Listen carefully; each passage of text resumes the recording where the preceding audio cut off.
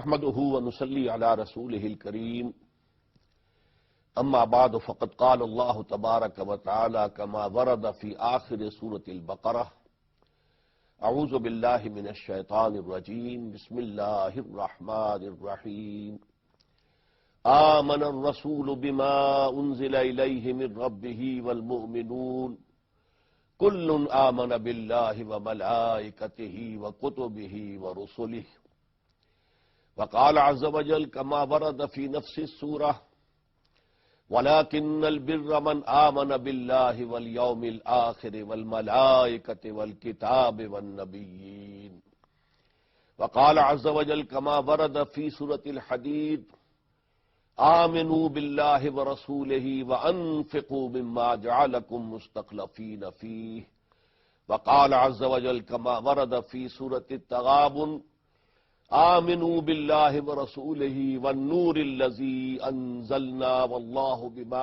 تعملون خبير وقال عز وجل كما ورد في سورة النساء رسلا مبشرين ومنذرين لئلا يكون للناس على الله حجة بعد الرسل وكان الله عزيزا حكيما صدق الله العظيم رب اشرح لي صدری ویسر لی امری واحلل عقدۃ من لسانی یفقہوا قولی۔ معزز حاضرین اور محترم ناظرین، السلام علیکم ورحمۃ اللہ وبرکاتہ۔ آپ کے علم میں ہے کہ ماہ مبارک ربیع الاول کا آغاز ہو چکا ہے، اور اسی ماہ مبارک میں نبی اکرم صلی اللہ علیہ وسلم کی ولادت باسعادت بھی ہوئی، اور اسی ماہ مبارک میں حضور صلی اللہ علیہ وسلم کا انتقال بھی ہوا۔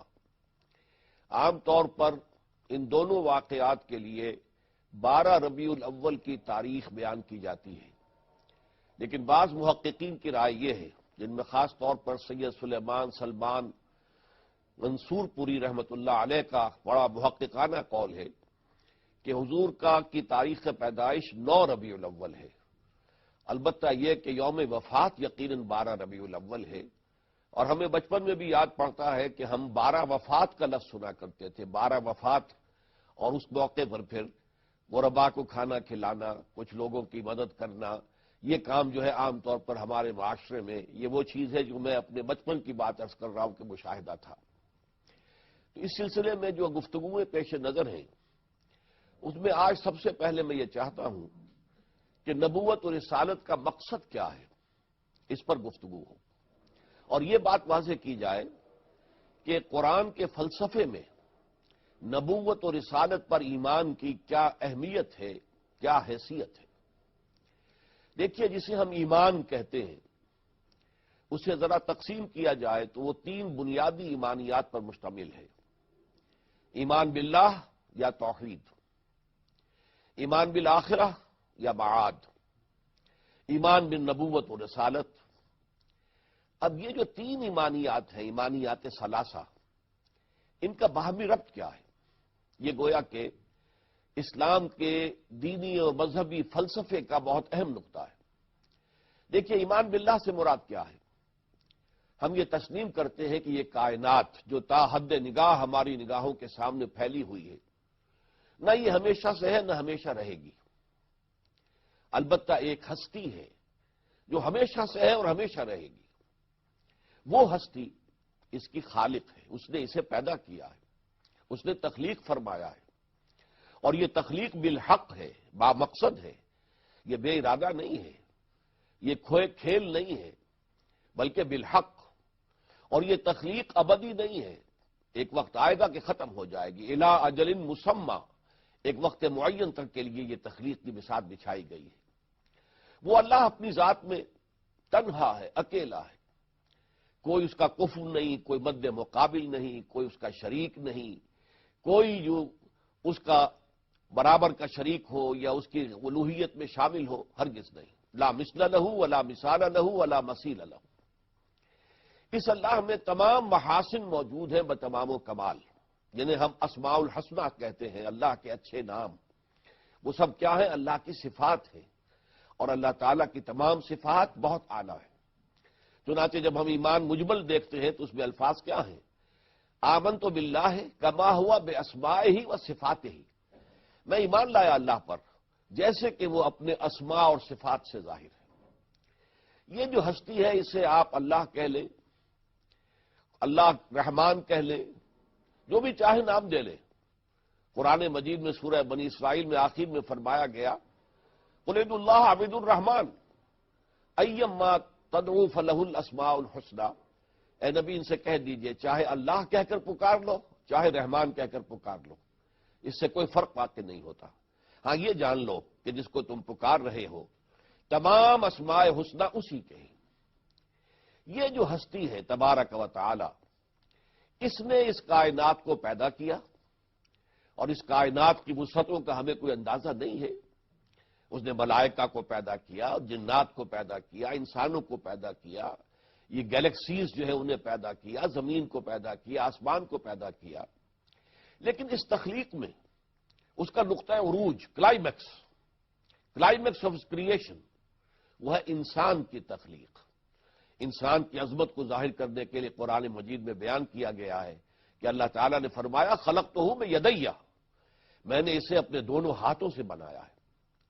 پھر یہ بھی فرمایا گیا وَلَقَدْ كَرَّمْنَا بَنِي آدَمَ وَحَمَلْنَاهُمْ فِي الْبَرِّ وَالْبَحْرِ وَرَزَقْنَاهُم مِّنَ الطَّيِّبَاتِ وَفَضَّلْنَاهُمْ عَلَىٰ كَثِيرٍ مِّمَّنْ خَلَقْنَا تَفْضِيلًا، ہم نے بنی آدم کی بڑی تکریم کی ہے، بڑا اعزاز کیا ہے، اور اس نے بحر و بر میں ہم سوار کراتے ہیں، اور ہم نے بہترین پاکیزہ رزق اس کے لیے فراہم کیا ہے۔ تو یہ انسان جو ہے اس کی عظمت کا اس سے اندازہ کیجئے کہ تمام ملائکہ کو حضرت آدم کے سامنے سجدہ کرنے کا حکم دیا گیا، اور قرآن مجید میں ایک سے زائد مقامات پر ہے فَسَجَدَ الْمَلَائِكَةُ كُلُّهُمْ أَجْمَعُونَ، سجدہ کیا تمام فرشتوں نے، سب کے سب نے مل کر۔ یہ انسان جس کے بارے میں نے عرض کیا کہ یہ اللہ تعالیٰ کی تخلیق کا کمال ہے، اس کی زندگی کیا ہے؟ ایک تصور تو ہمارا یہ ہے کہ یہ زندگی ہماری ولادت سے شروع ہوئی ہے، موت پر ختم ہو جائے گی۔ نہیں، یہ تو بہت ہی تھوڑا سا وقفہ ہوا۔ انسان ابدی ہے اور ازلی بھی ہے۔ ازلی بئی معنی کہ کائنات کی تخلیق میں سب سے پہلے ارواح انسانیہ کو پیدا کیا گیا، اور اس میں بھی سب سے پہلے روح محمدی یا نور محمدی علیہ صاحب الصلاۃ والسلام کی تخلیق ہوئی ہے۔ اس اعتبار سے ازل میں، جبکہ ابھی کائنات کا کوئی وجود نہیں تھا، ارواح کو پیدا کر کے اللہ تعالیٰ نے ان سے ایک عہد لیا تھا الستو بربکم قالوا بلی، کیا میں تمہارا رب، مالک، پروردگار، آقا نہیں ہوں؟ اور ہم سب نے کہا تھا کیوں نہیں، ہم تسلیم کرتے ہیں، آپ ہمارے رب ہیں۔ اس کے بعد ہمیں ایک نیند سلا دیا گیا، ان ارواح کو کسی کولڈ سٹوریج میں رکھ دیا گیا۔ پھر دوسری طرف ہم یہ جانتے ہیں کہ ہماری جو ایمان بالآخرت ہے، انسان کی زندگی جو ہے، یہ اس دنیا کی زندگی تو اس زندگی کا بہت ہی چھوٹا سا وقفہ ہے۔ اصل زندگی موت کے بعد شروع ہوگی، اور اس کے بعد جو زندگی شروع ہوگی وہ ابدی ہے۔ وَإِنَّهَا لَجَنَّةٌ أَبَدًا أَوْ لَنَارٌ أَبَدًا، یا تو پھر اس زندگی میں جنت ہوگی اور وہ بھی ہمیشہ ہمیش کے لیے ہوگی، ابدی ہوگی، اور یا جہنم ہوگی اور وہ بھی ہمیشہ ہمیش کے لیے ہوگی۔ اعاذنا اللہ منہ، اللہ تعالی ہمیں اس سے ہمیں محفوظ رکھے۔ یہ جو انسانی زندگی ہے، جو میں نے عرض کیا کہ ازل سے ابد تک پھیلی ہوئی ہے، جس کے بارے میں علامہ اقبال کے بڑے پیارے اشعار ہیں، تو اسے پیمانہ امروز و فردہ سے نہ ناپ، جاویداں پہم دواں ہر دم جمع ہے زندگی۔ یہ زندگی بہت طویل ہے، یہ 60 70 80 سال نہیں ہے۔ البتہ اس زندگی میں سے ایک حصہ کاٹ کر ایک چنک علیحدہ کیا گیا ہے، وہ زندگی جو روحانی چلی آ رہی تھی ازل سے، اور وہ زندگی جو موت کے بعد پھر آخرت کی شروع ہوگی، ان دونوں کے مابین ایک ہمارا زندگی کا یہ وقفہ جو ہے، اس کو امتحانی وقفہ قرار دیا گیا ہے۔ قرآن کہتا ہے خلق الموت والحیات لیبلوکم ایکم احسن عملا، اللہ نے یہ موت اور زندگی کا سلسلہ اس لیے پیدا کیا کہ تمہیں آزمائے کہ کون ہے تم میں سے اچھے عمل کرنے والے۔ تو حیات دنیاوی کا اصل مقصد امتحان ہے، ابتلا ہے۔ انا خلقنا الانسان من نطفۃ امشاج نبتلیہ، ہم نے انسان کو مخلوط نطفے سے پیدا کیا۔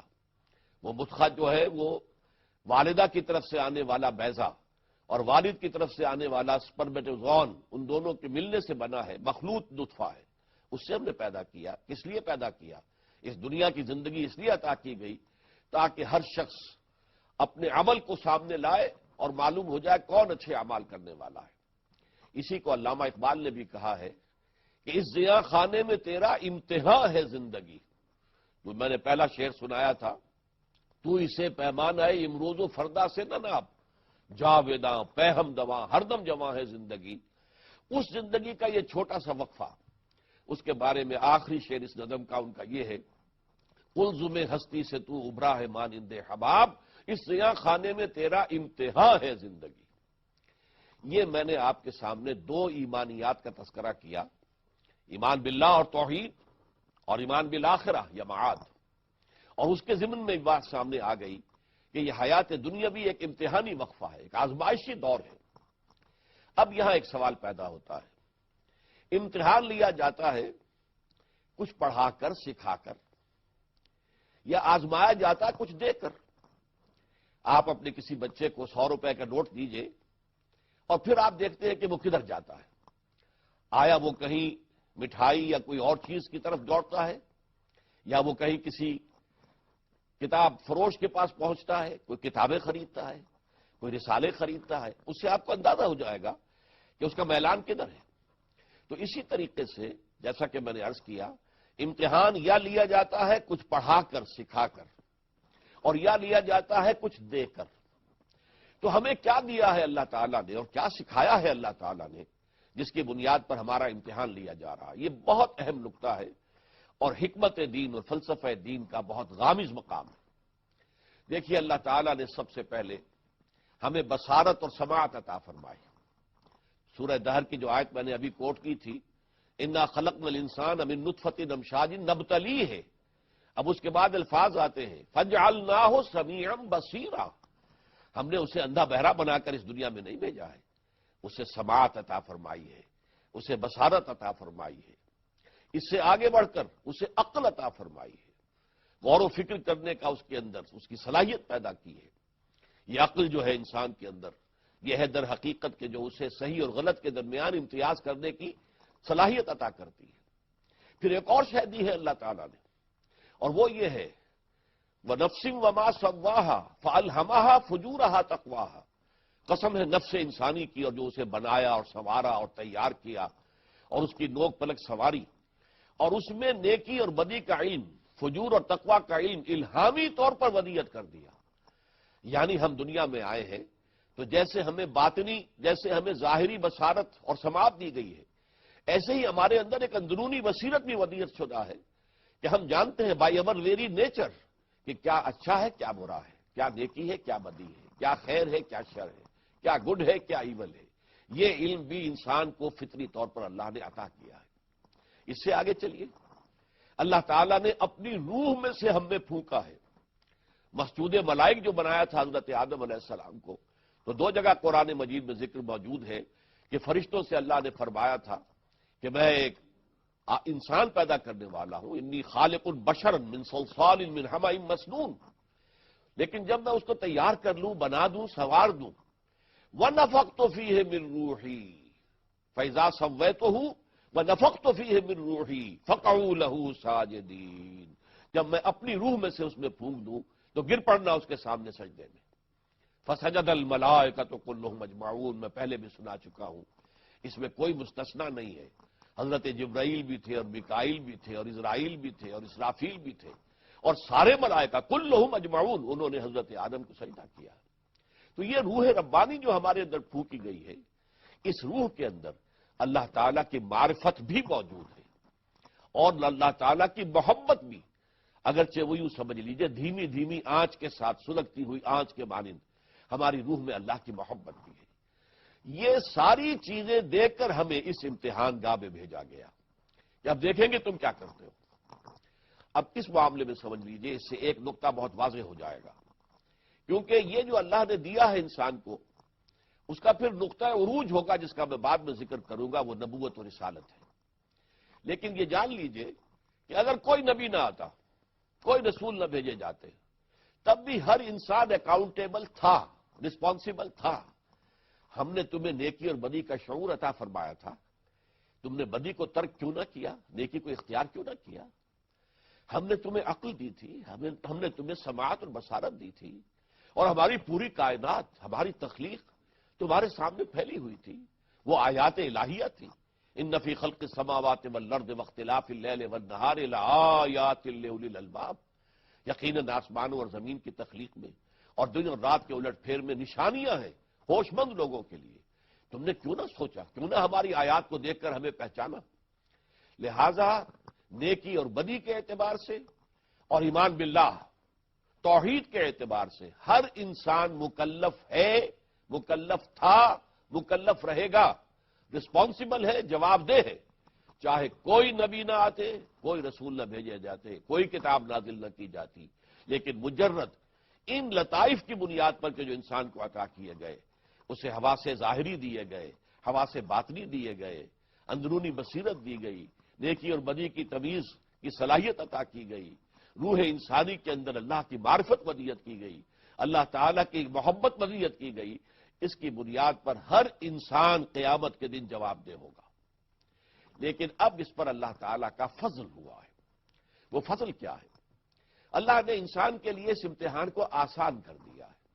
آپ کو معلوم ہے کچھ نوجوان طالب علم ایسے ہوتے ہیں کہ جو بہت ذہین ہیں، فطین ہیں، وہ علم کو گہرائی میں اتر کر چاہتے ہیں کہ حاصل کریں، تو وہ کہیں میڈ ایزی جو سیریز ہوتی ہے ان سے استفادہ نہیں کرتے، اصل ٹیکسٹ پوری کتاب پڑھیں گے، سمجھیں گے، پھر امتحان دیں گے۔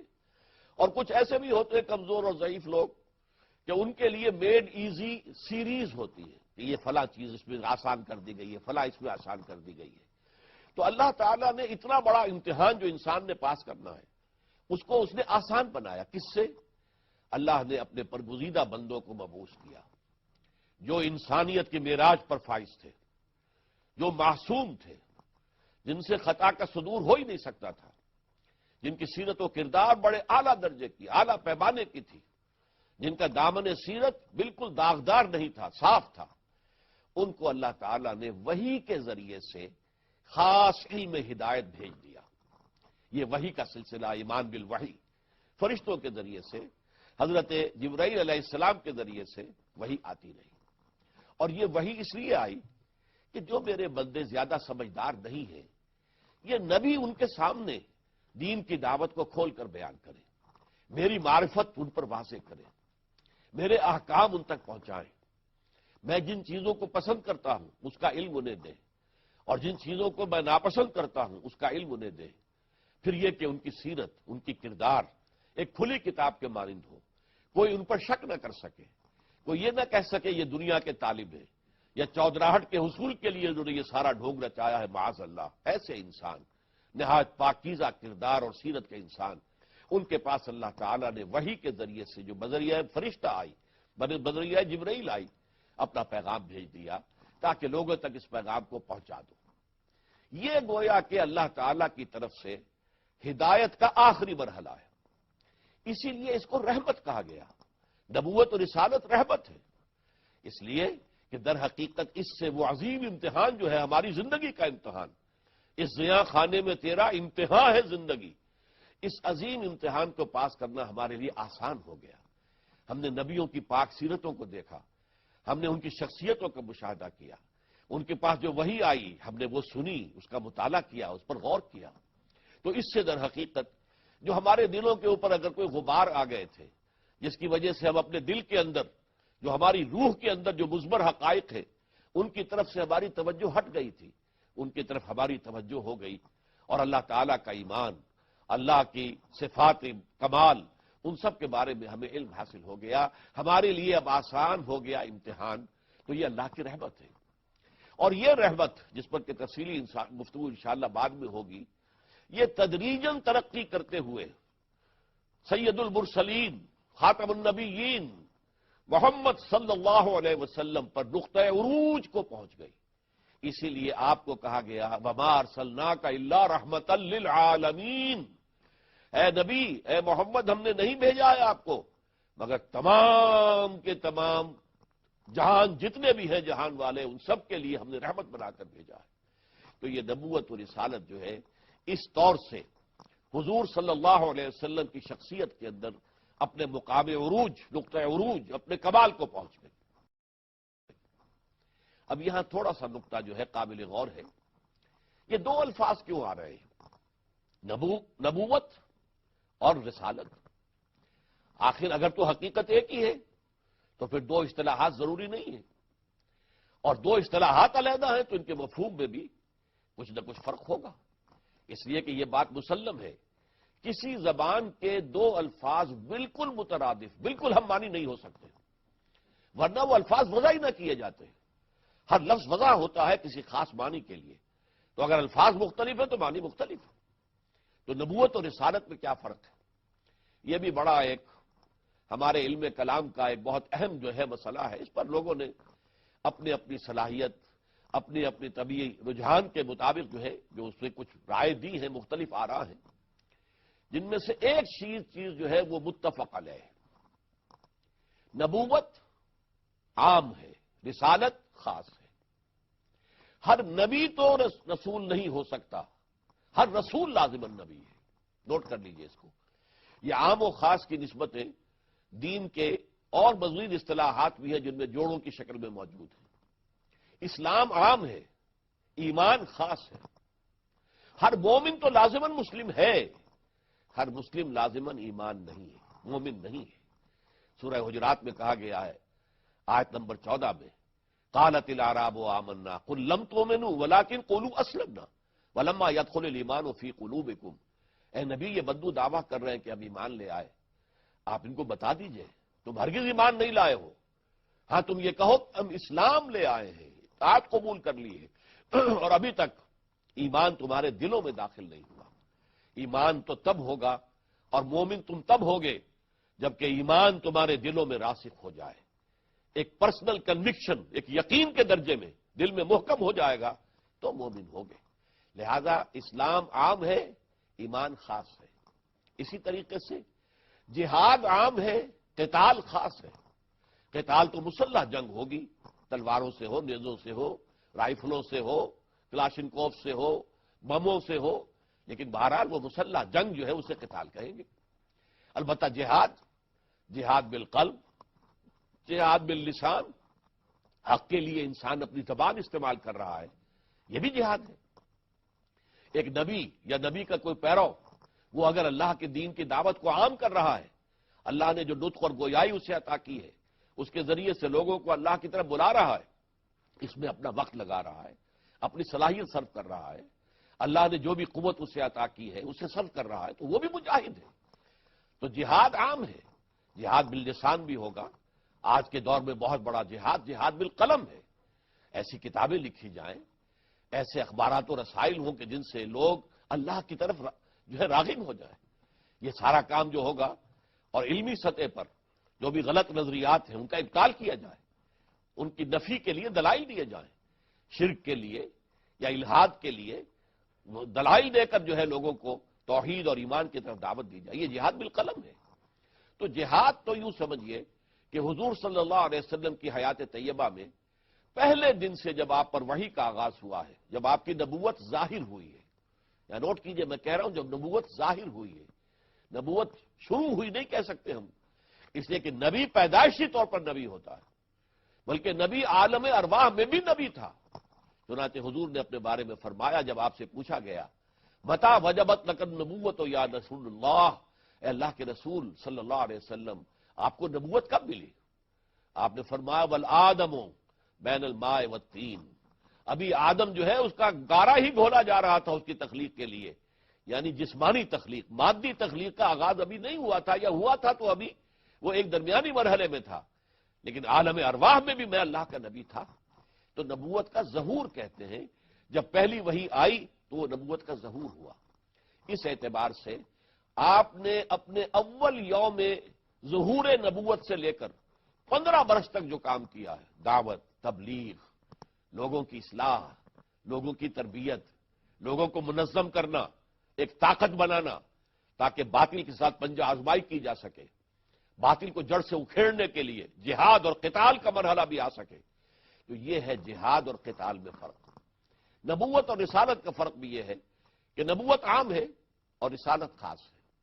بعض لوگوں نے کہا کہ نبی وہ ہوتا ہے جو نئی شریعت لے کر آئے، لیکن یہ بات پوری نہیں ہوتی، اس لیے کہ حضرت مسیح علیہ السلام رسول، انہوں نے کہا کہ رسول وہ ہوتا ہے کہ جو نئی شریعت لے کر آئے، تو یہ بات صحیح نہیں ہے۔ حضرت مسیح علیہ السلام کو نئی شریعت نہیں لائے، بلکہ حضرت موسیٰ ہی کی شریعت کو انہوں نے نافذ کیا ہے۔ لہذا وہ رسول، اس کے باوجود ہمیں معلوم ہے کہ وہ رسول تھے، رسولاً الی بنی اسرائیل۔ تو مختلف ڈیفینیشنز ہوئی ہیں، میں اس میں اپنے غور و فکر کا حاصل ان الفاظ میں پیش کروں گا کہ نبوت در حقیقت ایک طرح کا کاڈر ہے، ایک مقام ہے، ایک مرتبہ ہے، اور رسالت جو ہے وہ ایک طرح کی اپوائنٹمنٹ ہے، منصب ہے۔ سادہ ترین مثال کیا ہے؟ ہمارے ہاں آپ کو معلوم ہے کہ سرکاری ملازمین کے کاڈرز مقرر ہیں، یہ سی ایس پی آفیسر ہیں، یہ پی سی ایس ہیں، انہوں نے امتحان پاس کیے، امتحان دیے، کمپٹیشن کے امتحانات میں کامیاب ہوئے، پھر ان کو ٹریننگ دی گئی۔ سی ایس پی آفیسرز کی ٹریننگ اور ہوتی ہے، پی سی ایس آفیسرز کی ٹریننگ اور ہوتی ہے، یہ ان کا کاڈر معین ہو گیا۔ اب ایک سی ایس پی آفیسر کسی ضلع کا ڈپٹی کمشنر لگا ہوا ہے، یہ اس کا منصب ہے، یہ اپوائنٹمنٹ ہے، لیکن وہ سی ایس پی افسر رہے گا ہمیشہ، اپنی موت تک جو ہے وہ شمار ہوگا سی ایس پی کاڈر کا آدمی ہے۔ اپوائنٹمنٹ میں کبھی ہو سکتا ہے کہ وہ کسی ضلع کا ڈپٹی کمشنر لگا ہوا ہو، یہ ہو سکتا ہے کہیں صوبائی حکومت میں یا مرکزی حکومت میں کہیں سیکریٹری ہو، ڈپٹی سیکریٹری ہو، جوائنٹ سیکریٹری ہو، لیکن ان کا ایک کاڈر کیا ہے؟ سب سی ایس پی آفیسرز ہیں۔ اسی طریقے سے نبوت در حقیقت ایک کاڈر کہیے، سمجھیے اس کو، یہ ایک مرتبہ اور مقام ہے۔ اللہ تعالیٰ نے جنہیں بھی چن لیا، اور جیسا کہ میں نے عرض کیا، چنا ان کو ہے کہ جن کی سیرت بے داغ تھی، جو اپنے ماحول کے اندر معروف تھے کہ یہ نہایت سچے، نہایت امانت دار آدمی ہے۔ آپ کا ذہن منتقل ہو گیا ہوگا کہ حضور صلی اللہ علیہ وسلم پر ابھی وحی کا آغاز نہیں ہوا تھا، لیکن اس وقت بھی مکے والے آپ کو کیا کہتے تھے؟ الصادق الامین، آپ بالکل سچے ہیں اور آپ بڑے امانت دار ہیں۔ یہ ساری صلاحیتیں آپ کے اندر پہلے سے موجود تھیں، ان کا لوہا سیرت و کردار کا لوگوں نے مانا ہوا تھا۔ اللہ نے انہیں چنا، ان کے پاس وحی بھیجی، یہ نبوت ہے۔ اس کے بعد جب کوئی نبی خاص طور پر مامور کر دیا جائے، اب تم جاؤ فرعون کی طرف جاؤ اور اسے دعوت پیش کرو، اذهب الى فرعون انه طغى، اب وہ رسول ہو جائے گا، اب وہ اللہ کا نمائندہ ہوگا، اب وہ اللہ کا فرستادہ ہے، اللہ کا نمائندہ ہے۔ اس اعتبار سے یا کسی کو، جیسا کہ میں نے ابھی آیت آپ کو سنائی، حضرت عیسیٰ کو رسولا الی بنی اسرائیل، ہم نے رسول بنا کر بھیجا بنی اسرائیل کے لیے، یا الی عاد اخاہم ہودا، قوم عاد کی طرف ہم نے ان کے بھائی حضرت ہود کو رسول بنا کر بھیجا، ولا سمودا اخاہم صالحا، قوم سمود کی طرف ہم نے ان کے بھائی حضرت صالح علیہ السلام کو رسول بنا کر بھیجا۔ اور یہ اب جان لیجئے فرق، گویا کہ میری اس گفتگو کا حاصل یہ ہے کہ نبی کسی خاص اپوائنٹمنٹ پر نہیں ہوتا، ہاں وہ خیر کی دعوت دیتا ہے، لوگوں کو بھلائی کی طرف بلاتا ہے، اس کی شخصیت جو ہے وہ خود روشنی کا ایک مینار ہوتی ہے، جس ماحول میں وہ رہتا ہے وہ چمکتا ہوا ایک ستارہ اور دمکتا ہوا ایک چراغ ہے، لیکن اسے خاص حکم نہیں ملا ہے کہ جاؤ اور تبلیغ کرو۔ یہ معاملہ جو ہے یہ باریک سا فرق ہے، لیکن حکم جب مل جائے اور معین کر دیا جائے، جاؤ فلاں قوم کی طرف، عاد کی قوم کی طرف جاؤ ہود، اور سمود کی قوم کی طرف جاؤ، اور جاؤ فرعون کی طرف اے موسیٰ اذهب الى فرعون انه طغى، اب ان کی اپوائنٹمنٹ ہو گئی ہے۔ یہی وجہ ہے، دیکھیے نوٹ کیجئے کہ حضور نے فرمایا علماء امتی کا انبیاء بنی اسرائیل، میری امت کے جو علماء ہوں گے، علماء حقانی، حق پر چلنے والے علماء، علماء تو احادیث میں خبر دی گئی ہے، علماء سو بھی ہوں گے، دنیا دار مولوی بھی ہوں گے، جن کے لیے وہ علم اور پڑھنا پڑھانا صرف ایک پیشہ ہوگا اور کچھ نہیں، ان کا مطلوب دنیا ہوگی اور کچھ نہیں۔ اس کی بڑی خبریں ہمیں دی گئی، اور آج کے دور کی جو زوال کی انتہا ہے وہ یہ ہے کہ اکثریت کا معاملہ یہی ہے، یہ ایک پروفیشن بنا لیا گیا ہے۔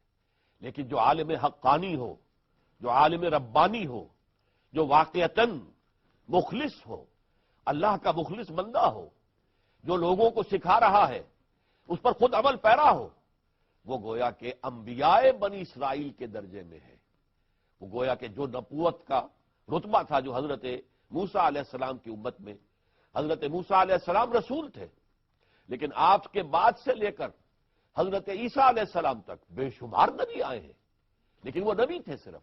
حضرت داؤد نبی تھے، رسول نہیں تھے۔ حضرت سلیمان نبی تھے، رسول نہیں تھے۔ خود حضرت موسیٰ سے قبل حضرت یوسف نبی تھے، رسول نہیں تھے۔ یہی وجہ ہے کہ انہوں نے جو مصر کا بادشاہ تھا اس سے یہ نہیں کہا کہ پہلے مجھ پر ایمان لاؤ، نہیں، حالانکہ وہ نبی تھے، لیکن یہ کہ جب انہوں نے اس خواب کی تعبیر صحیح بتا دی اور یہ بات سامنے آ گئی کہ ایک بہت بڑا قحط آنے والا ہے، بہت بڑے پیمانے پر تباہی ہوگی، تو اس کے لیے پھر اس نے چاہا کہ بندوبست اس کے لیے کیا کیا جائے، تو حضرت یوسف نے اپنے آپ کو پیش کر دیا، انی حفیظ علیم اجعلنی علی خزائن الارض، تم مجھے زمین کے سارے اختیارات عطا کر دو، زراعت کے اور بندوبست کے، تو میں امین بھی ہوں اور میں علیم بھی ہوں، حفیظ بھی ہوں۔ لہذا لیکن انہوں نے یہ نہیں کہا کہ بادشاہ صاحب پہلے مجھ پر ایمان لائیے، جبکہ رسول کا معاملہ یہ ہوتا ہے کہ رسول پہلے تقاضا کرتا ہے مجھ پر ایمان لاؤ، میں اللہ کا نمائندہ ہوں، اور صرف اللہ کی بندگی نہ کرو، ان اعبدوا اللہ واطیعون، اللہ کی بندگی کرو، اللہ کی پرستش کرو جس کے لیے تم پیدا کیے گئے، وما خلقت الجن والانس الا لیعبدون واطیعون، میری اطاعت کرو، بربلا ان کا دعویٰ یہ رہا ہے۔ سورہ شعراء کے اندر کتنے ہی رسولوں کا ذکر کیا گیا ہے جن میں سے ہر ایک کے ذکر میں یہ الفاظ آئے ہیں، ان اعبدوا اللہ واطیعون، اللہ کی بندگی کرو اور میری اطاعت کرو۔ یہ ہے معاملہ، یہ نبی کا معاملہ نہیں ہوتا۔ حضرت یعقوب نبی تھے، بس ایک بہت نیک انسان، ایک علاقے میں رہ رہے ہیں، ان سے نیکی پھیل رہی ہے، از خود پھیلے گی، وہ تو جہاں آگ ہوگی اس سے حرارت ماحول میں پھیلے گی، اگر کہیں برف کی سلیں رکھی ہے تو اس سے برودت اور ٹھنڈ جو ہے ماحول میں سراج کرے گی۔ اس اعتبار سے ایک نیچرل فینومن کے طور پر ان کے ذریعے سے نیکی پھیلتی ہے اور بدی کا استحصال ہوتا ہے، لیکن وہ مامور نہیں ہوتے اس پر کہ اب کھڑے ہو جاؤ اور اب جو ہے دعوت دو اور لوگوں کو بلاؤ کہ میری بندگی کریں اور تمہاری اطاعت کریں۔ یہ ہے مقام رسالت کا۔ اور آخری بات سمجھ لیجئے، قرآن مجید میں بیان کیا گیا ہے وما كنا معذبین حتی نبعث رسولا، اللہ تعالیٰ جب کسی قوم کی طرف بھیج دیتا تھا کسی رسول کو، اور رسول اپنی دعوت سے، اپنی تبلیغ سے، اپنی تربیت سے وہ حق کو مبرہن کر دیتا تھا، واضح کر دیتا تھا، لیکن اس کے بعد بھی اگر قوم کفر پر اڑی رہی، اگر قوم جو ہے شرک پر اڑی رہی، تو پھر اس قوم کا صفایا کر دیا گیا۔ قرآن مجید میں اس کے لیے عذاب الاکبر کے الفاظ بھی آئے ہیں، بڑا عذاب، چھوٹے چھوٹے عذاب بھی آتے رہتے ہیں لیکن پھر آخر میں بڑا عذاب ہوتا۔ قوم ہود بہت بڑی قوم تھی، حضرت ہود علیہ السلام نے ان کے اوپر اتمام حجت کر دیا، لیکن پھر یہ کہ چونکہ انہوں نے بحثیت مجموعی حضرت ہود کی دعوت کو رد کر دیا، وہ ہلاک کر دیے گئے۔ قوم سمود اس کی بھی بڑی تہذیب تھی، انہوں نے پہاڑوں کی چٹانوں کو تراش کر اپنے لیے محل بنائے تھے، ان کو ہلاک کر دیا گیا۔ کالم یغنوا فیہا لا یرا الا مساکنہم، اب تمہیں سوائے ان کے مسکن کے اور کچھ نظر نہیں آ رہا، جہاں پہ آباد تھے، یہاں کبھی قوم عاد آباد تھی، یہاں کبھی کوئی قوم سمود آباد تھی۔ اسی طریقے سے یہ اصل میں قرآن مجید میں 6 رسولوں کا بار بار ذکر آیا۔ سب سے پہلے حضرت نوح علیہ السلام، انہوں نے دعوت اور تبلیغ کا حق ادا کر دیا، لیکن جب قوم اڑی رہی، معدود چند لوگ ایمان لائے، تو اللہ تعالیٰ نے وہ عظیم سیلاب کے ذریعے سے ان سب کو غرق کر دیا۔ پھر حضرت ہود کی قوم ہلاک ہوئی، حضرت صالح کی قوم ہلاک ہوئی، پھر حضرت لوط علیہ السلام بھیجے گئے تھے، سدوم اور عمورہ کی بستیاں، لیکن چونکہ اس دونوں بستیوں نے ان کی دعوت کو قبول کرنے سے انکار کر دیا، تباہ و برباد کر دی گئی۔ اسی طریقے سے قوم شعیب، حضرت شعیب علیہ السلام ان کی طرف بھیجے گئے، لیکن یہ کہ انہوں نے بھی حضرت شعیب کی دعوت کو رد کر دیا، وہ بھی ہلاک کر دیے گئے۔ حضرت موسیٰ علیہ السلام فرعون کی طرف بھیجے گئے، آل فرعون، اور انہوں نے چونکہ رد کر دیا، ان کی دعوت کو قبول نہیں کیا۔ آپ کو معلوم ہے کہ فرعون اپنے پورے لاؤ لشکر کے ساتھ غرق کر دیا گیا۔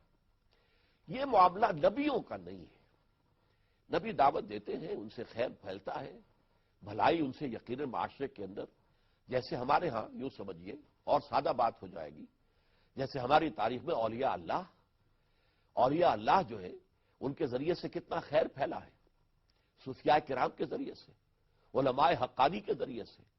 آخر یہ سارا عالم اسلام جو اس وقت 150 کروڑ کے قریب نفوس پر مشتمل ہے، تو ظاہر بات ہے کہ حضور صلی اللہ علیہ وسلم کے زمانے میں آپ کی دعوت و تبلیغ سے تو صرف اہل عرب ہی مان لائے تھے، اہل ہند تو نہیں لائے تھے، اور اہل ایران تو نہیں لائے تھے، اہل روم تو نہیں لائے تھے، شمالی افریقہ کے لوگ تو نہیں لائے تھے۔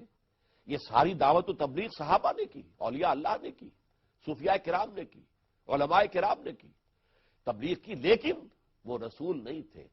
ان کا درجہ جیسا کہ میں آپ کو بتا چکا ہوں کہ حضور نے فرمایا علماء امتی کا انبیاء بنی اسرائیل، نبوت جو ہے گویا کہ اس کی حد تک تو ان کا مرتبہ اور مقام ہے، لیکن فرق کیا ہوگا؟ نبی نہیں ہے وہ، کا انبیاء بنی اسرائیل۔ کاف آتا ہے عربی زبان میں کسی شے کی مشابہت کے لیے، کہ میری امت کے علماء حقانی جو ہیں وہ بنی اسرائیل کے انبیاء کے مانند ہوں گے، ان کے ہم رتبہ ہوں گے۔ لیکن فرق کیا رہے گا؟ نبی کے پاس وحی آتی تھی، اولیاء اللہ کے پاس، صحابہ کرام کے پاس، صوفیاء کرام کے پاس، علماء حقانی کے پاس وحی نہیں آتی۔ وحی کا دروازہ بند ہو چکا ہے محمد الرسول اللہ صلی اللہ علیہ وسلم پر، وحی نہیں آتی۔ لیکن وحی کامل قرآن حکیم ان کے پاس موجود ہے، قرآن حکیم کے نور میں، اس کی روشنی میں انہوں نے اپنی زندگی کا رخ معین کیا ہے۔ تو گویا کہ وہ خود بھی اپنی جگہ پر روشنی کا مینار بن گئے ہیں کہ ان کے ذریعے سے شیخ معین الدین اجمیری رحمۃ اللہ علیہ، آپ کو معلوم ہے 90,000 ہندو جو ہے وہ ایک شخص کے ہاتھ پر ایمان لایا، تو روشنی کے مینار تھے کہ نہیں تھے؟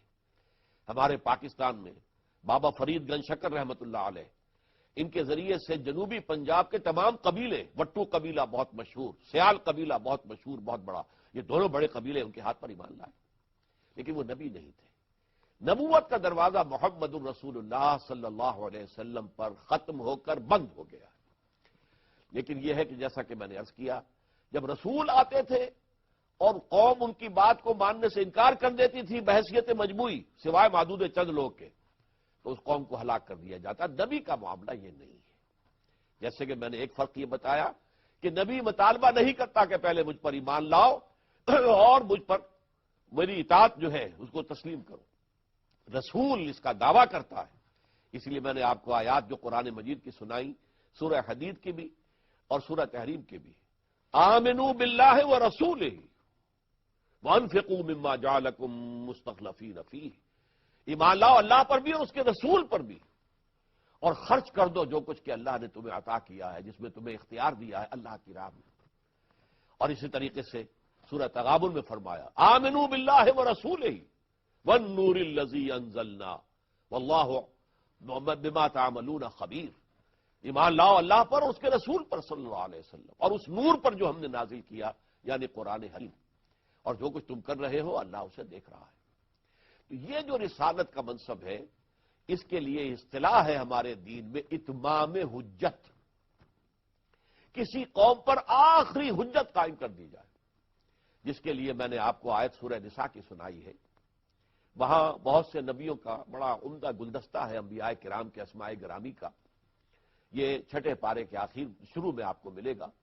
اور اس کے بعد فرمایا رسلا مبشرین و منذرین لئلا یکون للناس علی اللہ حجت بعد الرسل وکان اللہ عزیزا حکیما، ہم نے اپنے ان رسولوں کو مبشر اور نذیر بنا کر بھیجا، یہ بشارت دینے والے تھے جو راہ حق کو اختیار کرے اس کے لیے جنت ہے، روح و ریحان و جنت نعیم، اور جو غلط راستے پر جائیں گے ان کے لیے جہنم ہے، کھولتا ہوا پانی ہے حمیم، ان کے لیے جو ہے عذاب ہے ابدی۔ تو وہ بشیر بھی ہے نذیر بھی ہے، رسلا مبشرین و منذرین، وہ بشارت دینے والے اور خبردار کرنے والے بنا کر بھیجے گئے، لئلا یکون للناس علی اللہ حجت بعد الرسل، تاکہ رسولوں کی آمد کے بعد لوگوں کے پاس کوئی عذر نہ رہ جائے، کوئی بہانہ وہ نہ بنا سکے، اے اللہ ہم پر وقت واضح نہیں ہوا تھا۔ وہاں فرمایا جائے گا پہلے تو تمہیں میں نے عقل دی تھی، پہلے تو میں نے تمہیں سماعت اور بصارت سے نوازا تھا، پہلے میں نے تمہارے نفس میں نیکی اور بدی کا شعور اور پہچان اور تمیز ودیت کر دی تھی. میں نے تمہارے دل میں، تمہارے اندر اپنی روح میں سے پھونکا تھا، جس میں میری معرفت بھی تھی ڈورمنٹ شکل کے اندر، وہ فعال نہیں تھی، پوٹینشل معرفت اللہ کی. اسی طریقے سے محبت ڈورمنٹ، لیکن یہ کہ پوٹینشل محبت بھی روح انسانی میں موجود ہے اللہ کی، معرفت بھی اور روح بھی، میں اور محبت بھی. تو میں نے یہ ساری چیزیں دے کر تمہیں بھیجا تھا نا امتحان کا ہم نے. اور پھر آگے بڑھ کر میں نے نبی بھیجے. کیا تمہارے پاس نذیر نہیں آئے تھے؟ کیا تمہارے پاس خبردار کرنے والے نہیں آئے تھے؟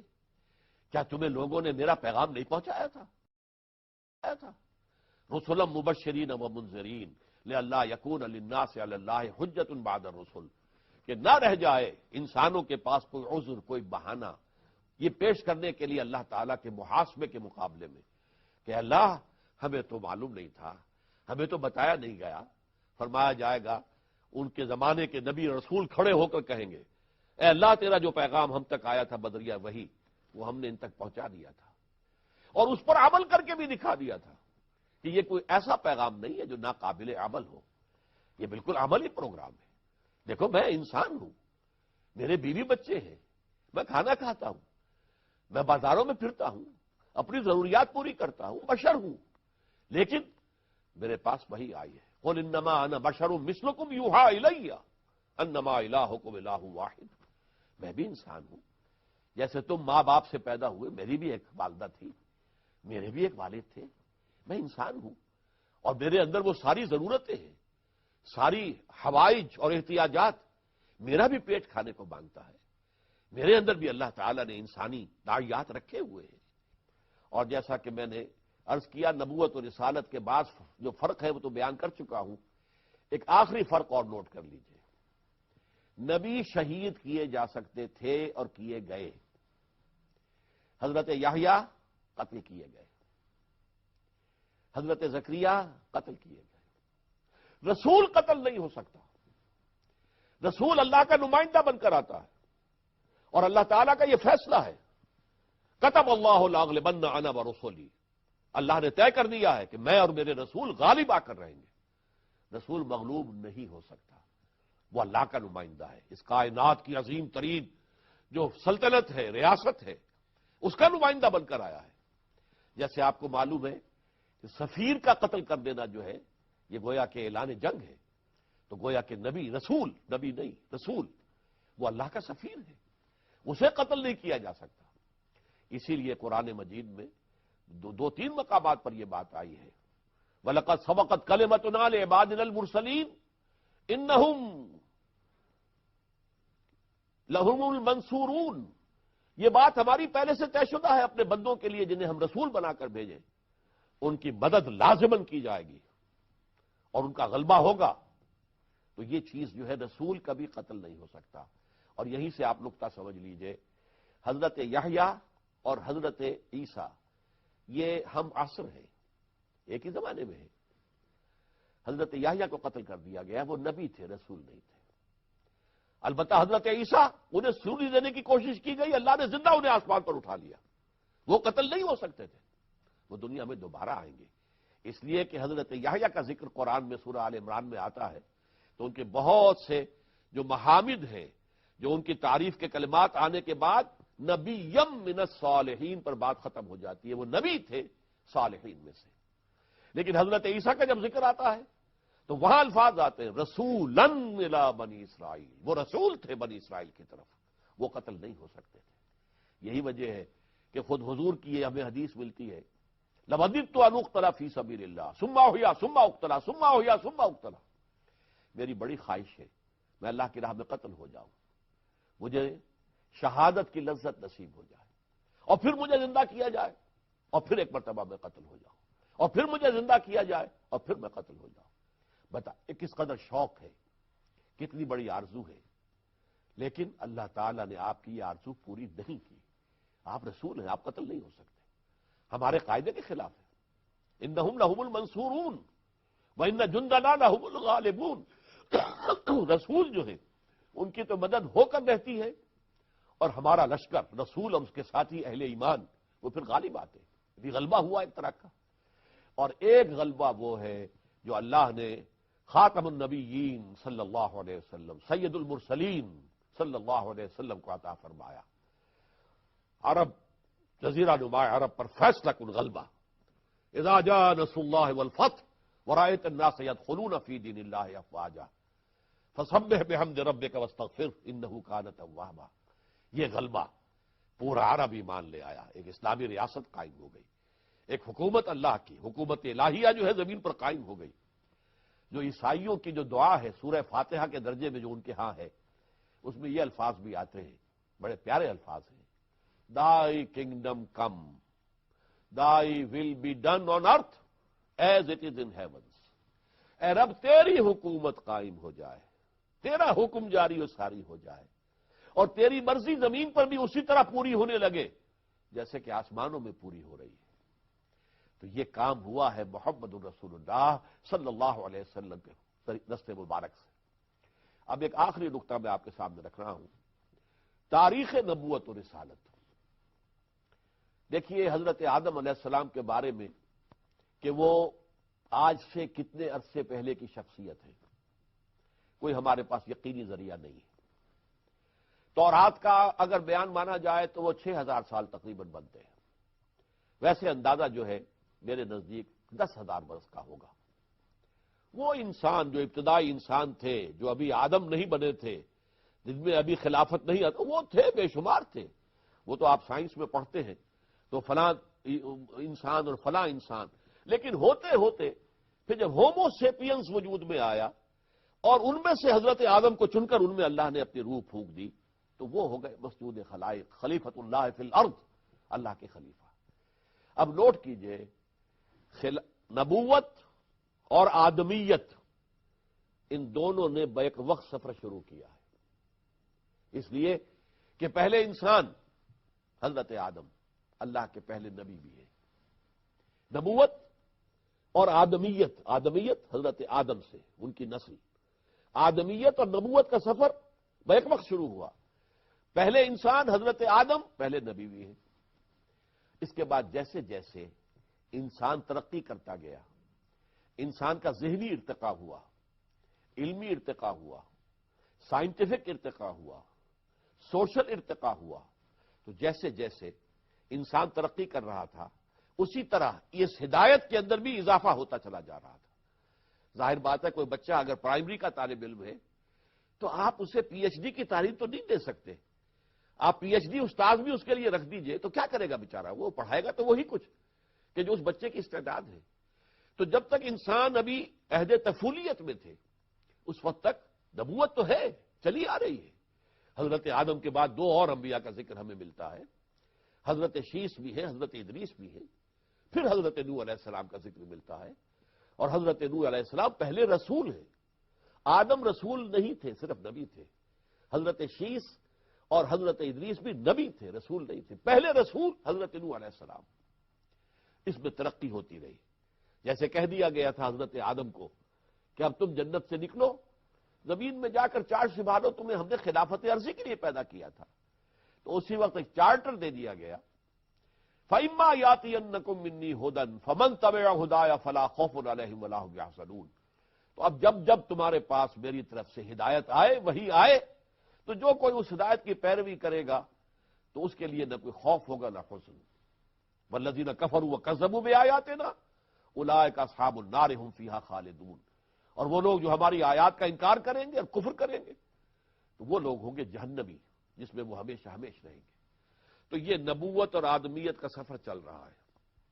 تو آج ہم نے نبوت و رسالت کا مقصد کیا ہے اور اسلام کے فلسفہ دین میں نبوت اور رسالت کا مقام کیا ہے، انبیاء اور رسل کے مابین کیا فرق ہے، کیا امتیاز ہے، اور یہ قافلہ نبوت و رسالت جو ہے، جو ایک وقت میں ساتھ ساتھ جس نے سفر شروع کیا تھا، وہ آدمیت کا سفر تو جاری ہے ابھی تک۔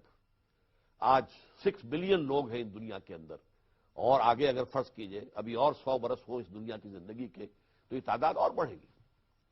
لیکن نبوت اپنے اختتام کو پہنچ کر اور رسالت اپنی تکمیل کو پہنچ کر محمد الرسول اللہ صلی اللہ علیہ وسلم کی ذات مبارکہ پر ختم ہو گئی ہے۔ بارک اللہ لی ولکم فی القرآن العظیم ونفعنی وإیاکم بالآیات والذکر الحکیم۔